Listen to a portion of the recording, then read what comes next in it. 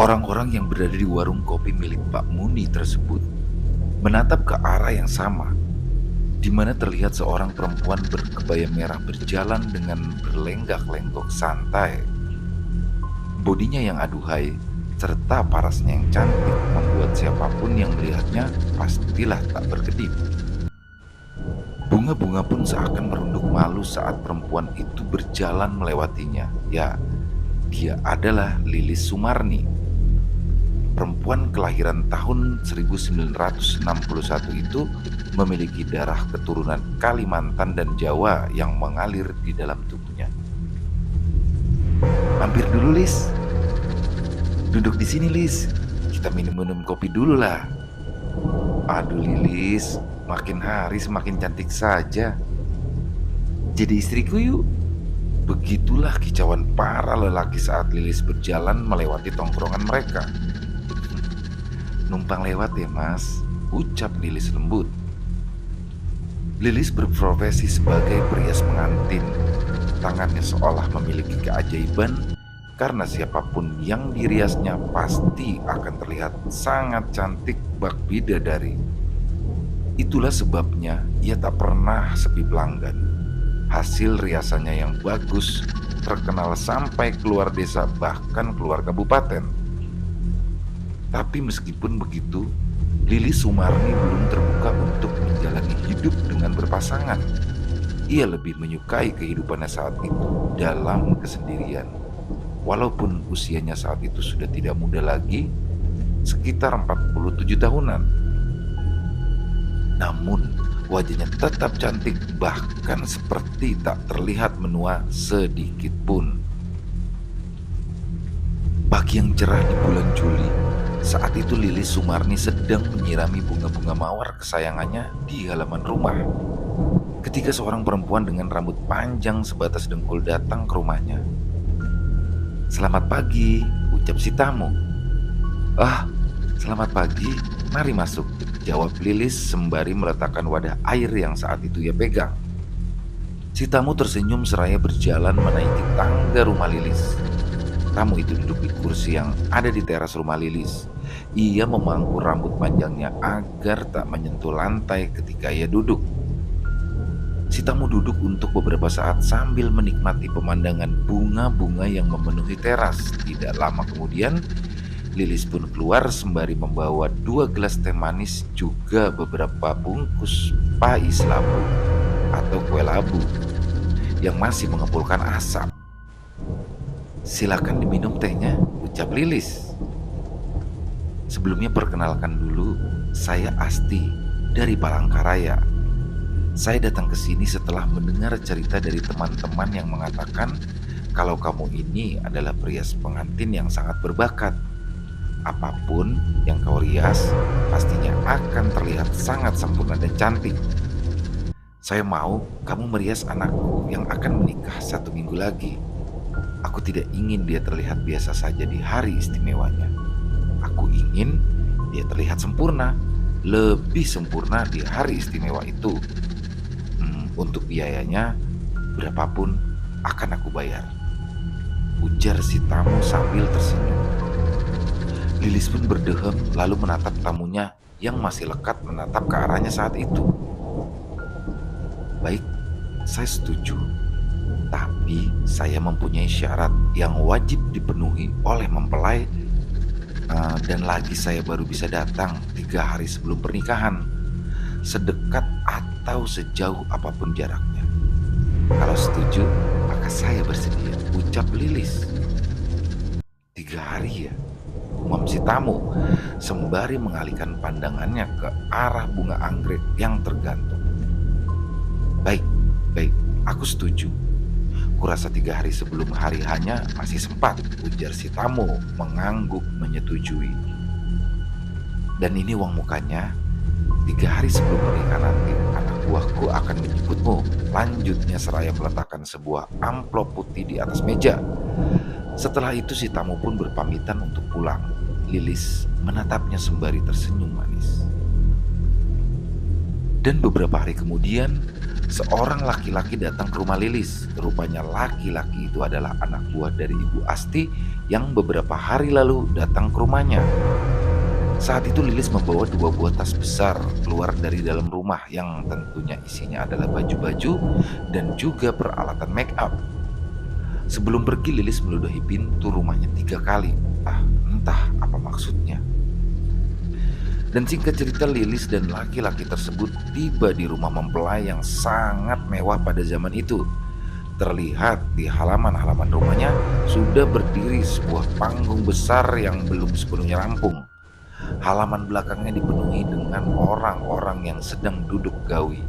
Duduk gawi adalah duduk sambil membuat bumbu-bumbu masakan. Lilis disambut dengan baik oleh pihak keluarga mempelai. Ia diantar ke kamar yang diperuntukkan khusus untuknya. Setelah menata barang-barang yang dibawanya, Lilis pun meminta untuk berbicara secara empat mata dengan calon mempelai perempuan.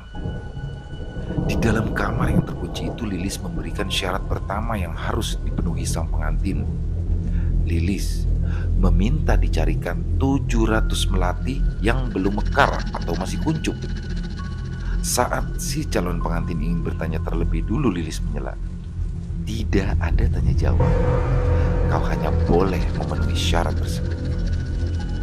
Dan setelah syarat pertama sudah dipenuhi, Lilis lalu memberikan lagi syarat kedua, yakni mencarikannya 7 lembar daun sirih bertemu urat. Dan syarat ketiga ialah sepasang ayam berwarna hitam dan putih. Sehari sebelum pernikahan, Lilis pun mengunci diri di dalam kamarnya dan mulai meritualkan sesuatu. Keesokan paginya saat akan mendandani pengantin, Lilis menyuruhnya meminum darah ayam yang sudah ditaruh di dalam gelas. Darah itu juga dioleskan ke bagian dahi, tengkuk, serta bibir si pengantin. Walaupun awalnya ragu-ragu, akhirnya mau tak mau pengantin tersebut mau meminum darah ayam tersebut. Sepanjang waktu riasan, si mempelai wanita terlihat gelisah dan tak mau menatap cermin yang ada pantulan wajah dari Lilis Sumarni. Saat pengantin keluar dari kamar, semua mata nampak takjub dan terpukau melihat kecantikan pengantinnya. Tak henti-henti pujian keluar dari mulut orang-orang yang melihatnya. Sungguh cantik sekali. Pesta pernikahan pun berjalan lancar. Namun setelah selesai acara, si pengantin wanita seperti kerasukan. Dia mengamuk dan menangis histeris tanpa sebab yang jelas. Bukan apa-apa, tidak akan terjadi hal yang buruk. Kejadian seperti ini sering terjadi karena gangguan makhluk halus yang jatuh hati pada si mempelai. Tolong ambilkan aku air sirih dan gula, ujar Lilis saat itu. Namun saat apa yang diminta Lilis tadi datang, pengantin wanita sudah sadar dari dan terbaring lemah di atas kasurnya. Ada hantu, wajahnya buruk. Aku takut, ucap si pengantin masih sesengukan. Dia tidak akan mengganggumu. Wajar saja kalau makhluk-makhluk harus tertarik, karena kau sungguh sangat cantik sekali hari ini, ucap Lilis yang membuat si pengantin pria mengerutkan alisnya. Maksudnya bagaimana ya? Hanya mempelai pria. Lilis hanya tersenyum lalu bangkit dari duduknya. Istirahatlah, pasti hari ini kalian sangat capek. Dan setelah berkata seperti itu, Lilis pun keluar diiringi tatapan aneh si mempelai pria. Malam itu Lilis mengunci diri di dalam kamar. Ia mengeluarkan perapian kecil yang terbuat dari kuningan. Ia menghidupkan api dan mulai melantunkan mantra-mantra yang asing bagi kebanyakan orang. Seiring dengan asap yang mengepul, terdengarlah suara seorang laki-laki yang meracau tak jelas. Berdiri sosok makhluk bertubuh tinggi dan besar dengan warna merah semerah darah. Lilis bersujud di hadapan makhluk itu. Ia tak berani menatap sedikit pun pada makhluk tersebut dan tanpa ragu Lilis melukai telapak tangannya sendiri dengan pisau kecil, lalu meneteskan darahnya ke dalam perapian yang masih berasap itu. Kau terlambat, ujar makhluk tersebut. Ampuni saya telah lalai, tapi saya berjanji akan membawakan 2 tumbal. Ya, Dua tumbal sekaligus setelah ini, ucap Lilis dengan suara gemetar. Makhluk itu menggeram dengan suara yang sangat menyeramkan. Beberapa saat hening, makhluk tersebut kemudian menghilang, diiringi dengan suara benda jatuh dari luar jendela kamar, membuat Lilis tersentak. Namun, setelah pintu dibuka, tak ada siapapun di luar sana selain bercak darah yang perlahan-lahan mulai menghilang. Lilis menghela nafas lega. Ia yakin tadi itu pasti ada orang lain yang mengintipnya, tapi untung saja makhluk sekutunya mengetahui hal tersebut. Ini bukanlah kali pertama bagi Lilis ia ketahuan orang lain, tapi untungnya orang-orang yang mengetahui rahasia itu berhasil dilenyapkan oleh makhluk tinggi besar berwarna merah yang merupakan peliharaan Lilis tersebut. Keesokan harinya, pagi-pagi sekali Lilis sudah bersiap-siap untuk pulang. Kami sangat puas dengan pekerjaanmu. Anakku benar-benar bagaikan bidadari setelah kau rias. Ini uangnya. Sekali lagi kami ucapkan terima kasih, ujar Bu Asti. Lilis pun tersenyum, ya senyum yang bisa menghipnotis siapapun yang melihatnya.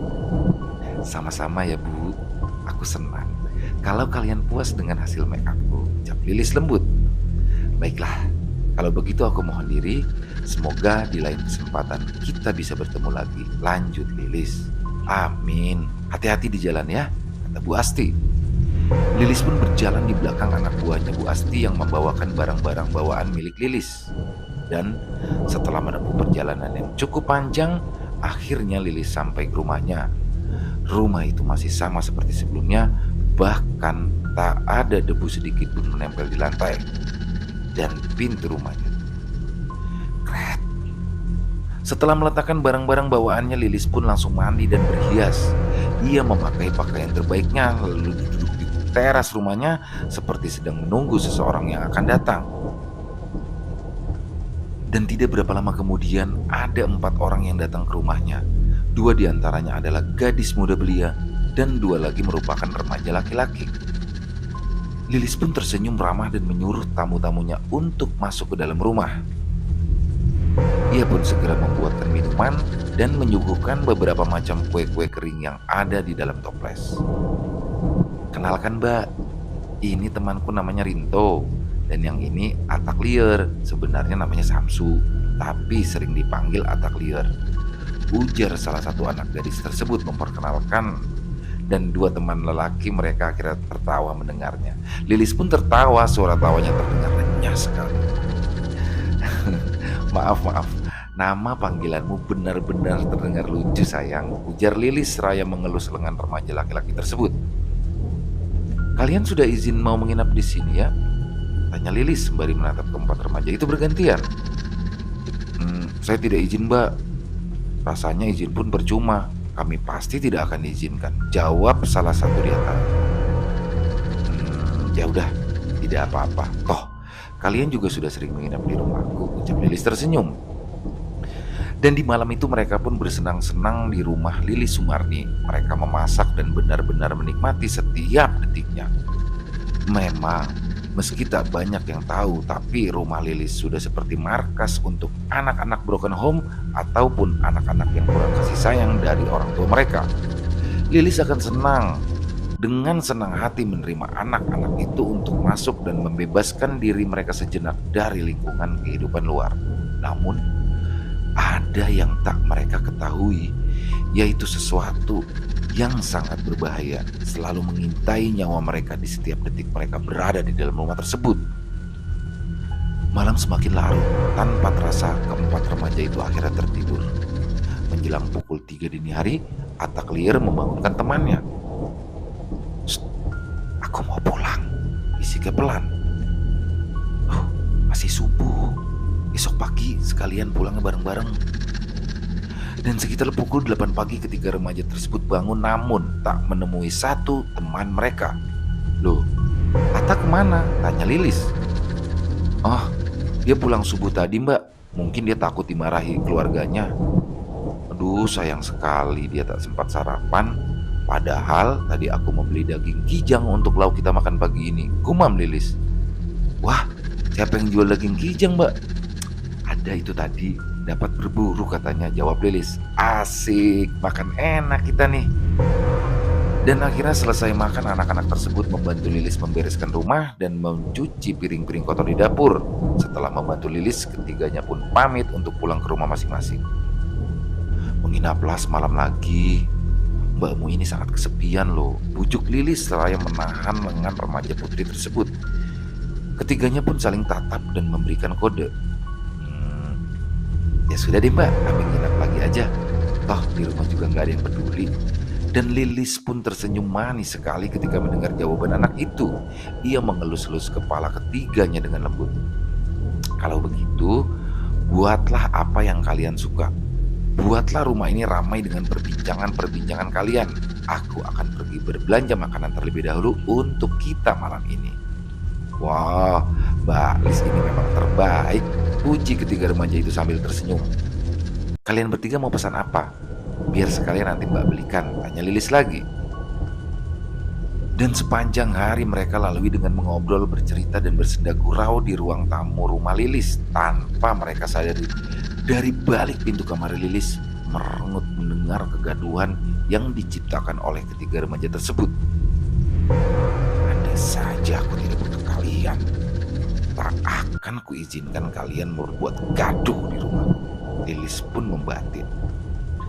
Dan di malam hari setelah selesai makan malam, Lilis masuk ke dalam kamarnya dan seperti malam kemarin, ia pun kembali menghidupkan perapian kecilnya untuk memanggil makhluk merah besar peliharaannya. Ia juga membakar rambut milik salah satu remaja yang menginap di rumahnya itu yang ia dapatkan ketika bercanda dengan mereka tadi. Hal yang sama terjadi lagi di luar seperti tadi malam. Seorang di antara ketiganya membangunkan salah satu teman untuk berpamitan pulang. Lalu tanpa curiga sedikit pun diiyakan saja oleh teman-temannya. Pagi-pagi sekali Lilis bangun dengan wajah yang lebih segar, cerah dan berseri-seri. Keriput di bagian wajahnya pun kembali mengencang. Itu pertanda jika tumbal yang ia berikan sudah diterima. Sekitar pukul 10 pagi, rumahnya kembali kedatangan beberapa tamu. Salah satunya adalah seorang ibu-ibu berhijab. Dengan senyuman manis di bibirnya, wajah beliau juga terlihat sangat bersahaja. Assalamualaikum, ucap si tamu. Ah, silakan masuk, jawab Lilis sembari tersenyum. Sayang, tolong buatkan teh untuk tamu-tamu mbak ini ya, ujar Lilis memanggil dua remaja di dalam rumahnya. Saat akan melangkah masuk, ibu-ibu berhijab itu nampak terkejut. Allahu Akbar, ucapnya. Beliau juga meringis seperti kesakitan. Ada apa ya bu? Tanya Lilis menyipitkan matanya. Tidak apa-apa. Kepalaku tiba-tiba saja pusing. Rasanya aku duduk di sini saja, jawab si ibu. Oh ya sudah, kalau pusing harusnya terkena udara langsung biar lebih enakan, ucap Lilis masih ramah sekali. Tidak lama mengobrol, dua remaja tersebut keluar membawakan beberapa gelas teh dan beberapa toples kue kering juga kerupuk. Ayo silakan diminum, Pak, Bu, kata Lilis. Namun lagi-lagi keanehan terjadi. Gelas yang baru saja hendak diangkat oleh si ibu tiba-tiba pecah dengan sendirinya. Astaga, maaf. Maklumlah, gelas saya ini gelas murahan dan juga sudah sangat tua, makanya sering kali saya mengalami yang begini. Sekali lagi maaf ya Bu, aduh mana airnya panas ya, ucap Lilis nampak sekali merasa bersalah. Sayang, tolong ambilkan kain dan air dingin dalam gayung ya, bawa keluar cepat, teriak Lilis. Dan tidak berapa lama, seorang remaja keluar membawakan kain dan gayung berisi air. Ini Bu, bersihkan dulu. Tidak apa-apa, santai saja. Bukan kali pertama juga saya terkena air panas seperti ini. Sudah, gak usah khawatir, kata si ibu. Aduh, saya benar-benar merasa bersalah sebab gelas saya sudah hampir saja melukai ibu. Si ibu pun tersenyum lalu menceritakan maksud dan tujuan mereka datang dari jauh itu untuk apa. Saya ini dari Kalimantan Selatan, lumayan jauh sekali. Berhari-hari berada di atas kapal hanya untuk menemui rias pengantin terbaik seperti adik ini, kata Ibu Saukiah. Waduh, jauh sekali ya Bu. Bagaimana bisa ya nama saya terkenal sampai sejauh itu? Wah, saya benar-benar beruntung kedatangan tamu dari jauh seperti ibu ini, kata Lilis seraya tersenyum manis. Obrolan mereka pun berlanjut dengan sangat hangat. Jadi bagaimana, Dik? Apakah Dik Lilis bersedia untuk datang ke rumah kami merias anak kami? Wah, tentu Bu, tentu saya sangat bersedia. Tapi Lilis termenung untuk beberapa saat, seperti ada yang ia pikirkan pada saat itu. Walau sulit, namun tak kenapa rasanya sangat sulit bagi Lilis untuk menolak. Bagaimana, Dik? Baiklah, saya akan datang. Kalau begitu, agar kita sampai tepat waktu, lebih baik kita berangkat besok saja. Lilis pun terdiam. Ia sebenarnya mempunyai beberapa syarat yang harus dipenuhi sebelum pergi. Dan salah satu syaratnya ialah tidak boleh bertemu pengantin yang akan dirias sebelum 3 hari menjelang pernikahan. Tapi karena Lilis merasa sudah memberikan cukup tumbal pada makhluk sekutunya tersebut, jadi ia rasa tak apa bila syarat itu tak terpenuhi. Toh, ia juga akan berhari-hari berada di atas kapal. Jadi malam itu, Lilis benar-benar disibukkan dengan persiapan-persiapannya. 2 remaja yang menginap di rumahnya sudah pulang sedari sore tadi. Baiklah, semuanya sudah kupersiapkan. Esok akan jadi perjalanan yang panjang. Sebaiknya aku akan tidur agar besok tak bangun kesiangan. Gumam Lilis seraya tersenyum. Namun, baru saja ia akan tidur, ada sebuah ketukan di pintu rumahnya. Ih, siapa sih malam-malam gini ganggu orang?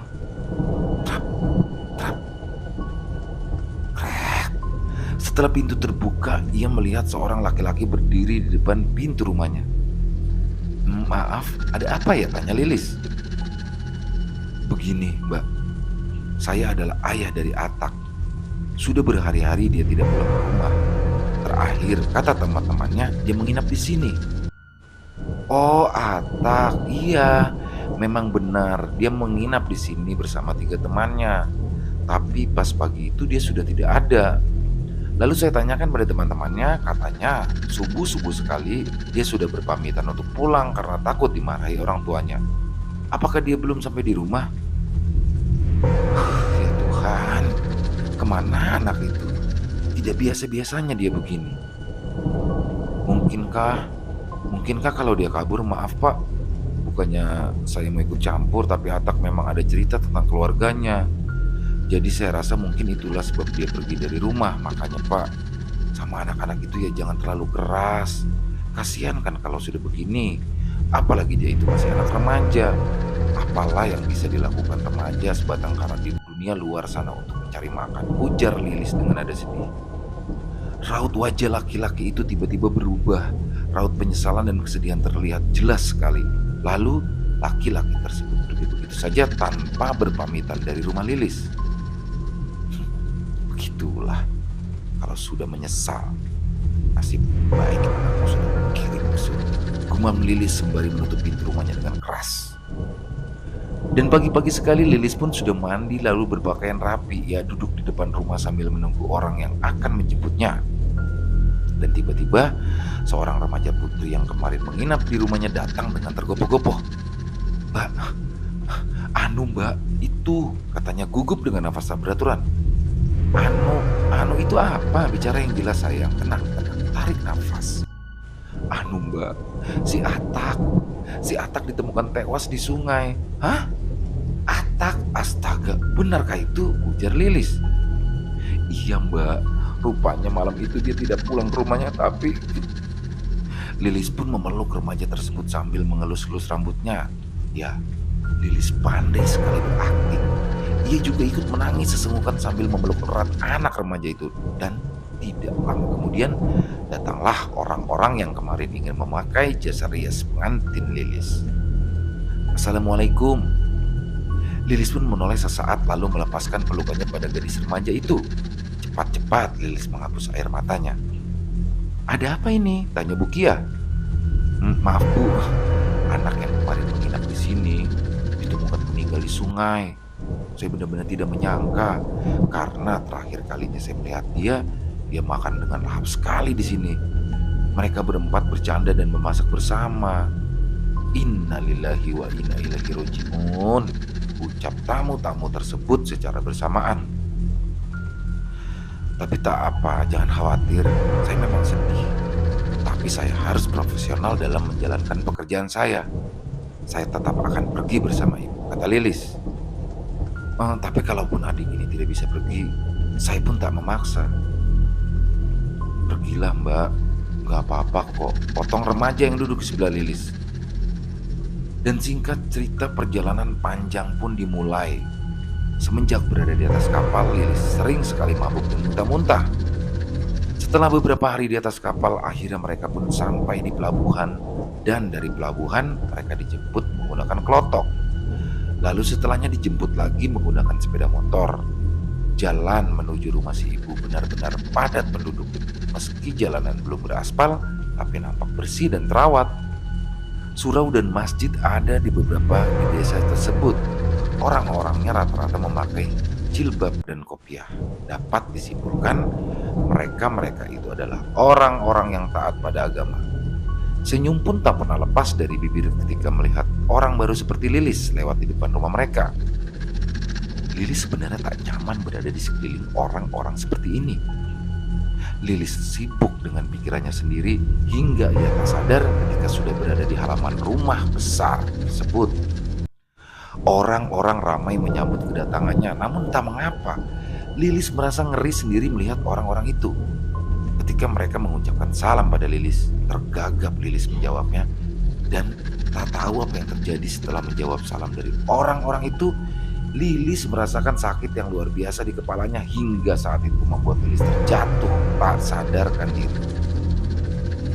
Dan saat ia terbangun, Lilis sudah berada di dalam kamar yang banyak sekali kaligrafi bertuliskan Allah dan Nabi Muhammad, serta Asmaul Husna dan ayat-ayat suci Al-Quran lainnya. Nafasnya turun naik, entah rasa seperti apa yang ia rasakan kala itu. Lilis merasa tubuhnya seperti terbakar berada di dalam kamar tersebut hingga tanpa sadar ia pun menjerit sekeras-kerasnya, yang tentu saja mengundang orang-orang yang merasa khawatir untuk datang menolong. Aku tidak bisa berada di kamar ini. Aku ingin keluar, teriak Lilis. Ia pun berlari dengan sempoyongan menuju keluar kamar, dan saat berada di luar rumah barulah ia merasa sedikit tenang. Dik, ada apa ya Dik? Apakah ada yang salah dengan kamar tersebut? Tanya Bukia. Maaf sebelumnya, tapi saya merasa tidak nyaman berada di dalam kamar itu. Kalau ada kamar lain, bolehkah saya tidur di kamar lain saja? Bukia pun menatap seseorang di dekatnya, lalu kembali menatap ke arah Lilis sembari mengangguk. Tentu dek, tentu. Kepala Lilis masih terasa nyut-nyutan, tapi ia tetap mencoba menahannya meski terkadang ia meringis kesakitan. Lilis dan barang-barangnya diantar ke kamar yang bersebelahan dengan dapur. Kamar itu lebih sempit bila dibanding kamar sebelumnya, dan dinding-dinding kamar tersebut masih tertulis zikir doa-doa sebelum tidur. Tapi setidaknya Lilis merasa sedikit lebih nyaman berada di sana. Bisakah, maksudku bolehkah kalau tulisan-tulisan itu dipindahkan keluar saja? Tapi kalau tidak bisa ya tidak apa-apa, kata Lilis dengan terbata. Sekali lagi Bukiah dibuat melongo dengan permintaan aneh dari Lilis. Tolong lepasin tulisan-tulisan itu ya, ujar Bukiah pada salah satu remaja laki-laki yang baru saja berada di situ. Lilis pun menghela nafas panjang saat ia membaringkan tubuhnya di atas kasur sempit tersebut. Belum sehari ia berada di sana, rasanya sudah seperti sangat lama. Ia tak bisa menikmati dan beramah-ramah pada orang-orang di rumah itu. Malam sebelum akad nikah, Lilis mulai mendandani calon mempelai wanita dengan segala syarat-syarat yang harus dipenuhi pengantin. Memanglah sudah dipenuhi, namun gadis itu menolak untuk meminum darah ayam yang diberikan oleh Lilis sebagai syarat. Mohon maaf Bibi, di agama saya tidak diperbolehkan meminum darah seperti ini. Maaf sekali ya, saya tidak bisa memenuhi syarat yang Bibi berikan ini. Tolak si mempelai wanita. Lilis menatapnya lekat. Baru kali ini ada yang berani menolak syarat yang dia berikan. Ini bukan pilihan. Kau harus memenuhi syarat ini, ujar Lilis masih bersikeras. Saya tahu ini bukan pilihan, tapi saya tetap memilih tidak. Bibi bisa menyuruh atau memberikan syarat apapun asal itu tidak menyimpang dari agama. Insya Allah akan saya penuhi. Dan Lilis pun tak bisa berkata-kata lagi, apalagi ketika Bukia masuk ke dalam kamar tersebut. Singkatnya, setelah selesai merias pengantin, Lilis pun keluar dari dalam kamar mengikuti sang pengantin yang sudah bersiap untuk akad. Orang-orang yang melihat acara tersebut nampak memandang aneh pada pengantin wanita karena riasan wajahnya bisa dibilang mirip dengan badut. Lipstik yang dioles tak beraturan dan bedak yang mengembang di pipi si pengantin. Hah, itukah hasil perias yang katanya terbaik itu? Buruk sekali hasilnya. Jauh masih bagusan riasan Mama Ibin, bisik orang-orang. Shh, jangan bicara seperti itu, tegur salah seorang ibu-ibu lainnya. Lilis menunduk, tak kuasa mengangkat wajahnya. Ia malu, ia benar-benar merasa malu dengan hasil riasannya.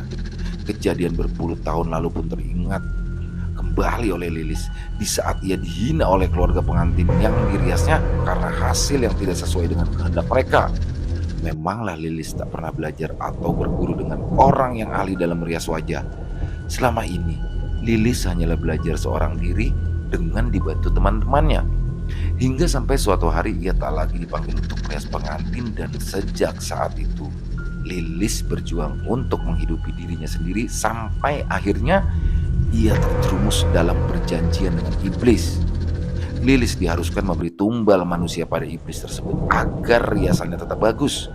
Dan tidak hanya itu, si pengantin yang akan dirias pun harus memenuhi berbagai syarat yang diberikan oleh Lilis. Akan tetapi, pengalaman selama ia merias pengantin, tak pernah sekalipun pengantin-pengantin yang ia rias menolak syarat-syarat yang diberikan. Berbeda dengan pengantin yang sekarang diriasnya, bahkan berani menolaknya dengan tegas tentang persyaratan tersebut. Akibatnya, sosok iblis tersebut tak bisa merasuk ke dalam tubuh si pengantin yang akan menjadikannya terlihat cantik dan anggun seperti bidadari. Lamunan Lilis buyar karena suara tangisan si pengantin. Beberapa keluarganya menatap lekat pada Lilis. Mereka seolah mencibir hasil riasan Lilis. Dan saat acara akad selesai, Lilis langsung masuk ke dalam kamar. Ia juga mendengar beberapa orang di luar tengah membicarakannya. Sayang sekali, jauh-jauh menjemput tukang makeup pengantin. Setelah ketemu malah yang seperti itu. Kasihan sekali ya anak bibi Kia, menangis terisak-isak setelah melihat wajahnya sendiri. Padahal jadi pengantin itu kan satu kali seumur hidup. Iya, itu sudah ku bilang kemarin sama si Kia, lebih baik memanggil Mama Ibin daripada menjemput orang yang jauh. Sudah pasti hasilnya, daripada yang itu. Lilis yang mendengar perkataan-perkataan tersebut nampak kesal dan emosi. Giginya bergemertak, terdengar suara sialan. Ini semua gara-gara perempuan itu, batin Lilis. Dengan rasa marah yang memuncak, Lilis menghidupkan perapiannya. Ia menulis nama pengantin wanita tersebut di sebuah kertas lalu kemudian membakarnya. Lilis pun memanggil makhluk itu untuk mencelakainya. Aku ingin engkau membunuhnya. Wush. Di pelaminan si mempelai wanita sedang duduk bersama dengan suaminya. Di pelaminan si mempelai wanita sedang duduk bersama dengan suaminya. Kamu kenapa? Tanya mempelai laki-laki saat melihat istrinya seperti sedang menahan sakit di bagian perutnya. Dan tiba-tiba saja ia muntah. Baju pengantin yang dipakainya pun kotor seketika terkena muntahannya. Orang-orang yang berada di sana gaduh karena si pengantin wanita yang tiba-tiba sakit seperti itu. Sepertinya ini bukan sakit biasa, ujar seseorang ibu-ibu yang berada di situ. Astagfirullahaladzim, ucap orang-orang sembari menatap ke arah ibu-ibu tersebut. Itu Haji Isar masih ada di luar sana? Sepertinya masih ada. Beliau ikut mengawal untuk acara besok. Cepat panggilkan. Sementara si Inur memanggil Haji Isar. Coba dulu didoakan pengantinnya, siapa tahu bisa sembuh. Dan mendengar usulan seperti itu, pengantin laki-laki tersebut pun langsung membacakan surah seperti Al-Fatihah dan lain-lain tepat di telinga istrinya. Dan tidak lama kemudian, Haji Isar diiringi beberapa orang bapak-bapak masuk ke dalam. Ambilkan air putih dalam gelas, ujar Haji Isar. Karena di sekitar situ masih ada hidangan-hidangan makanan beserta air minumnya, Mereka pun langsung memberikan air yang ada pada Haji Isar. Dan saat Haji Isar membacakan doa-doa di air tersebut, tiba-tiba kejadian yang sangat aneh terjadi. Air di dalam gelas itu malah menggurak. Allahu Akbar. Prang, gelas tersebut pecah dan air putih yang berada di dalamnya tumpah. Haji Isar tertegun, seolah dia tahu siapa yang berada di balik sakitnya si pengantin wanita. Dan tanpa berkata-kata, Haji Isar langsung beranjak. Ia meninggalkan si pengantin dan orang-orang yang berada di sekitar pelaminan. Beliau berjalan tergesa-gesa menuju ke arah kamar Lilis. Tok tok tok, tok tok tok. Aku tahu siapa kau sebenarnya dan apa yang sudah kau perbuat pada keponakanku. Cepat keluar, sudahi permainanmu, atau kalau tidak aku yang akan menghentikanmu. Gertak Haji Isar tepat di depan pintu kamar di mana Lilis berada. Namun pintu tak kunjung terbuka. Akhirnya Haji Isar pun menggebrak-gebrak pintu tersebut sambil menyebut nama Allah. Dan saat pintu terbuka, Lilis saat itu sudah berdiri dengan tatapan mengerikan. Untuk beberapa saat keduanya terdiam dan saling menatap. Tiba-tiba saja tubuh Haji Isar seperti didorong oleh sesuatu hingga ia terjatuh. Hawa di ruangan itu berubah menjadi panas sampai-sampai keringat Haji Isar mulai bercucuran. La haula wa la quwata illa billahil aliyil azim, ucap Haji Isar sembari duduk bersila. Haji Isar menunduk, tangannya terus memetik tasbih. Sementara itu Lilis merasa sangat amat kepanasan sehingga ia mulai menjerit. Berhenti, hentikan, panas, sakit, jeritnya saat itu. Namun Haji Isar tak bergeming sedikit pun, beliau malah semakin khusyuk berdoa. Rasanya sakit, benar-benar sakit, nyeri.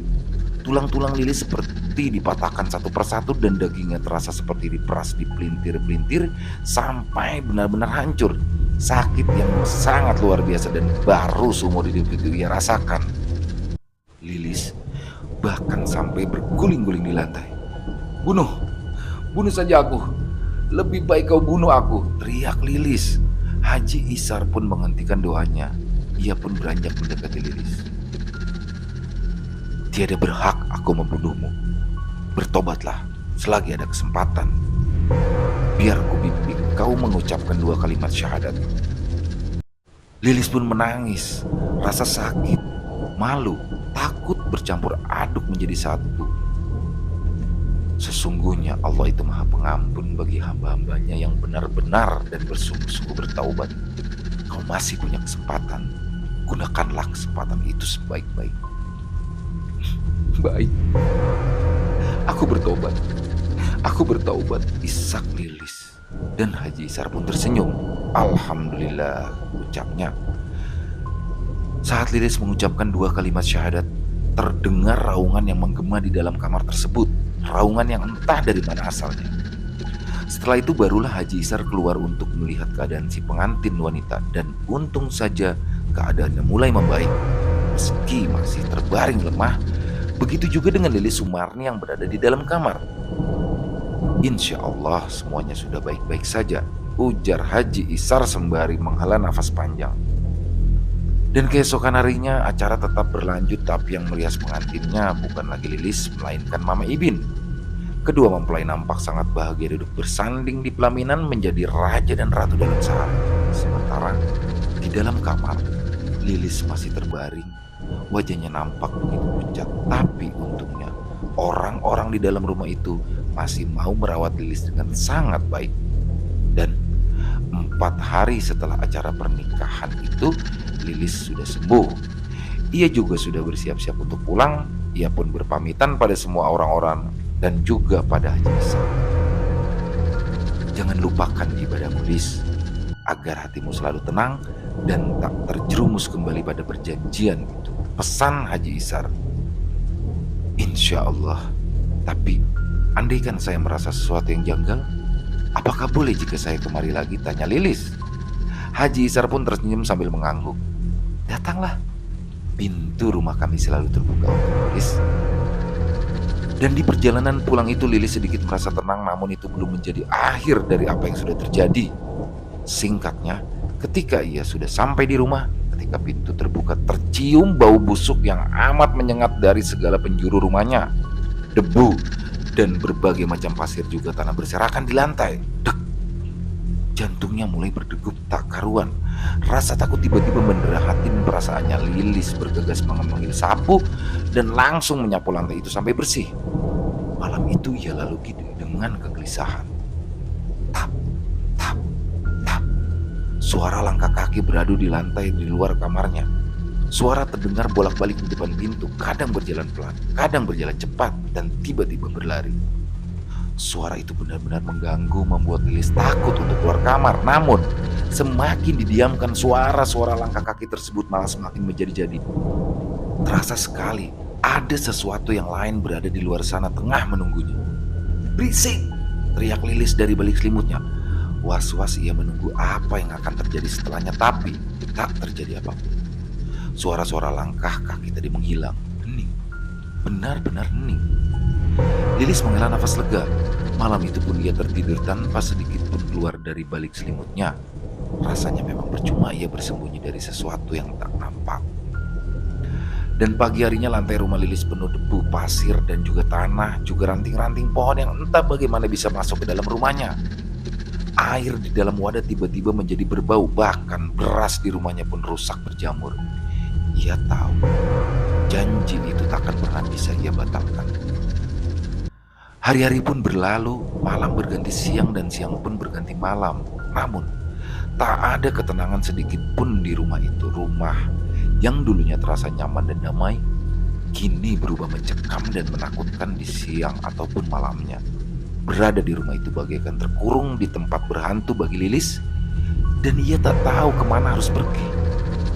Suara-suara para tumbal yang dulu pernah ia berikan pada makhluk itu setiap malam selalu saja menghantuinya, mengganggu, dan bahkan sudah mulai menampakkan diri. 2 minggu telah berlalu. Keadaan Lilis benar-benar sudah jauh berbeda dengan yang dulu. Matanya sayu dan mulai menghitam karena tak bisa tidur dengan nyenyak. Wajahnya pucat dan tubuhnya sangat kurus. Tak ada lagi sisa-sisa kecantikannya yang dulu sangat dipuja-puja oleh kaum lelaki. Lilis menjual semua barang-barang berharganya. Ia pun berniat untuk pergi menemui Haji Isar, meminta jalan keluar untuk masalah pelik yang ia alami saat itu. Dan singkat cerita, setelah semua barang-barang berharga yang ia punya sudah terjual habis, hari itu juga Lilis pergi ke pelabuhan membawa beberapa baju di dalam tasnya. Meski tak ada kapal yang berangkat di hari itu, Lilis rela tidur di pelabuhan untuk menunggu sampai kapal berangkat. Tapi meski ia sudah tak berada di rumahnya, bayang-bayang ketakutan masih saja ia rasakan. Lilis sengaja tidak menyewa ranjang di kapal tersebut karena ia takut kalau terjadi hal-hal yang tak diinginkannya. Maka dari itu Lilis lebih memilih untuk tidur balampar. Singkat cerita, setelah menempuh perjalanan yang panjang, Lilis akhirnya tiba di rumah Mukia. Ia pun disambut dengan ramah dan hangat oleh orang-orang di rumah itu. Namun baru saja ia masuk selangkah ke dalam rumah, Lilis jatuh pingsan.